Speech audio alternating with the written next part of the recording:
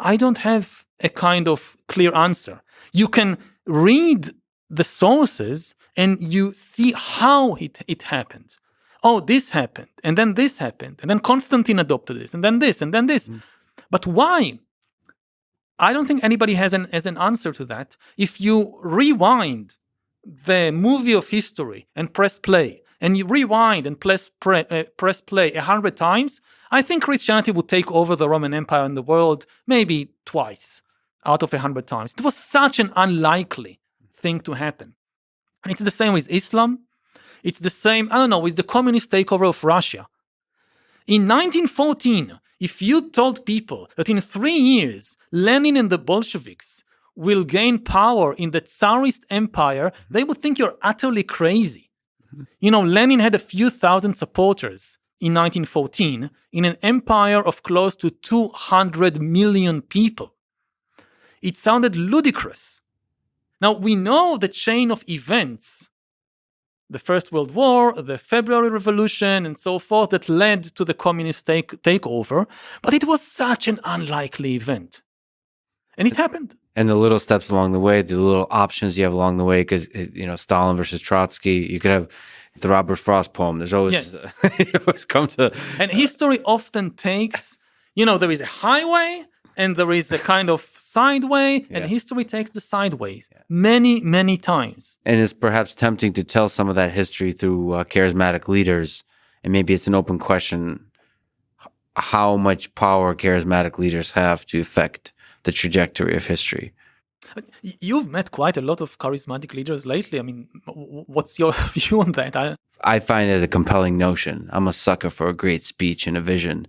So I have a sense that there's an importance for a leader to catalyze the viral spread of a story.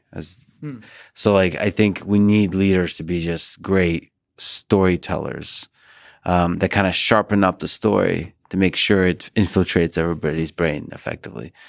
But it could also be that the local interactions between humans is even more important. But it's just we don't have a good way to sort of summarize that and describe that.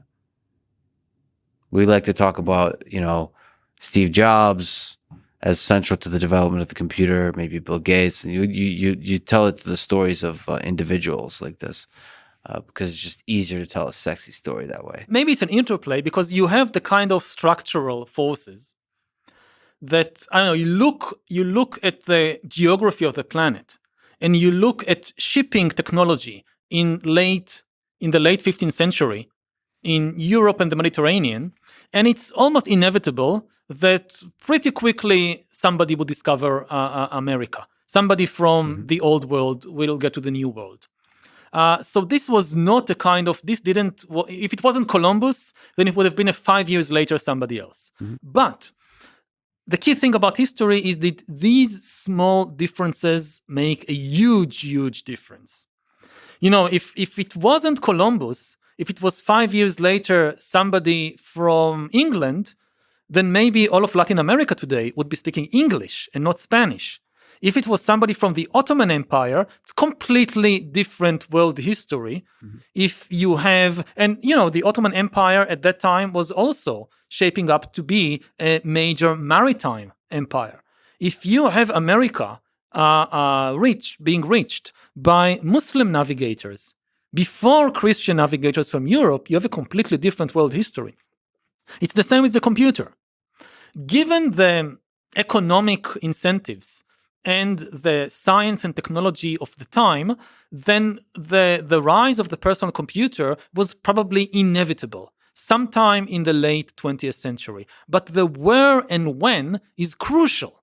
The fact that it was California in the 1970s and not, say, Japan in the 1980s or China in the 1990s, this made a huge, huge difference. So you have this interplay between the structural forces, which are beyond the control of any single charismatic leader. But then the small changes, they can have a big effect. And I think, for instance, about the war in Ukraine.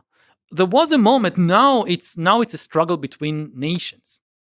But there was a moment when the decision was taken in the mind of a single individual, of Vladimir Putin, And he could have decided otherwise, and the world would have looked completely different. And another leader, Volodymyr Zelensky, could have decided to leave Kiev in the early days. There's a lot of decisions that kind of ripple. Yeah. So you write in Homo Deus about Hitler, and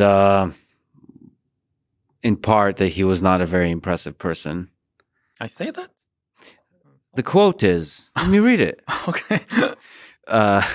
He wasn't a senior officer. In 4 years of war, he rose no higher than the rank of corporal. He had no formal education. Perhaps you mean his resume was not impressive. His resume was not impressive. Yeah. That's true. He had no formal education, no professional skills, no political background. He wasn't a successful businessman or a union activist. He didn't have friends or relatives in high places, nor any money to speak of. So how did he amass so much power? What ideology, what circumstances enabled the rise of the Third Reich? Again, I can't tell you the why. I can tell you the how. I don't think it was inevitable. I think that if a few things were different, there would have been no Third Reich. There would have been no Nazism, no Holocaust. Again, this is the tragedy. If it would have been inevitable, then, what can you do? This is the laws of history or the laws of physics. But the tragedy is, no, it was decisions by humans that led to that direction. And, even from the viewpoint of the Germans, we know for a fact it was an unnecessary path to take. Because, in the 1920s and 30s, the Nazis said that unless Germany take this road, it will never be prosperous. It will never be successful. All the other countries will keep stepping on it. This was their claim. And we know for a fact this is false. Why? Because they took that road, they lost the Second World War, and after they lost, then they became one of the most prosperous countries in the world because their enemies that defeated them evidently supported them and allowed them to become such a prosperous and successful nation. So, if you can lose the war and still be so successful, obviously you could just have skipped the war. You didn't need it. I mean, you really had to have the war in order to have a prosperous Germany in the 19th? Absolutely not. And it's the same with Japan. It's the same with Italy. So it was not inevitable. It was not the forces of history that necessitated, that forced Germany to take this path. I think part of it is part of the appeal of again, Hitler was a very, very skillful storyteller. He sold people a story. The fact that he was nobody made it even more effective because people at that time, after the defeat of the First World War, after the repeated economic crisis of the 1920s in Germany, people felt betrayed by all the established elites, by all the established institutions, all these professors and politicians and industrialists and military, all the big people, they led us to a disastrous war. They led us to humiliation. So we don't want any of them. And then you have this nobody, a corporal with no money, with no education, with no titles, with nothing. And he tells people, I'm one of you. And this was one reason why he was so popular. And then the story he told, when you look at stories, at the competition between different stories and between stories, fiction, and the truth has two big problems. The truth tends to be complicated, and the truth tends to be painful. The real story of, let's talk about nations. The real story of every nation is complicated, and it contains some painful episodes. We are not always good. We sometimes do bad things. Now, if you go to people and you tell them a complicated and painful story, many of them don't want to listen. The advantage of fiction is that it can be made as simple and as painless or attractive as you want it to be because it's fiction. And then what you see is that politicians like Hitler, they create a very simple story. We are the heroes. We always do good things. Everybody is against us. Everybody is trying to trample us. And this is very attractive. One of the things people don't understand about Nazism and fascism, we teach in schools about fascism and Nazism as this ultimate evil, the ultimate monster in human history. And at some level, this is wrong, because it makes people, it actually exposes us. Why? Because people hear, oh, fascism is this monster. And then when you hear the actual fascist story, what fascists tell you is always very beautiful and attractive.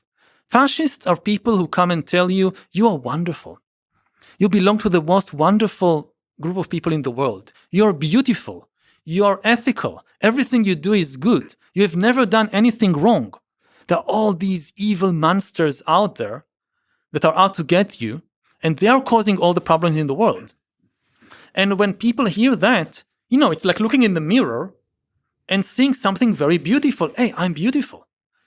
We've never done anything wrong. We are victims. Everybody is, and when you look and you heard in school that fascists are monsters, and you look in the mirror, you see something very beautiful, and you say, I can't be a fascist because fascists are monsters, and this is so beautiful, so it can't be.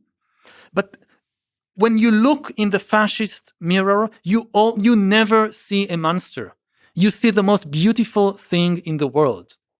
And that's the danger. This is the problem, with Hollywood's, I look at Voldemort in Harry Potter. Who would like to follow this creep?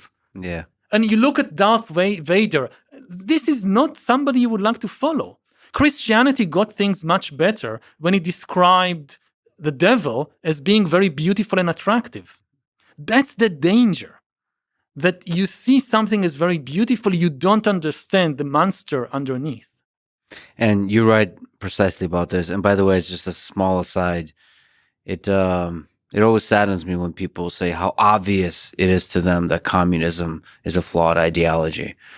When you ask them, try to put yourself in the beginning of the 20th century and see what you would do. A lot of people will say it's obvious that it's a flawed ideology. So, I suppose to some of the worst ideologies in human history, you could say the same. And in that mirror, when you look, it looks beautiful. Communism is the same. Also, you look in the communist mirror, you're the most ethical, wonderful person ever. It's very difficult to see Stalin underneath it. So, yeah, in Homo Deus, you also write, during the 19th and 20th centuries, as humanism gained increasing social credibility and political power, it sprouted two very different offshoots: socialist humanism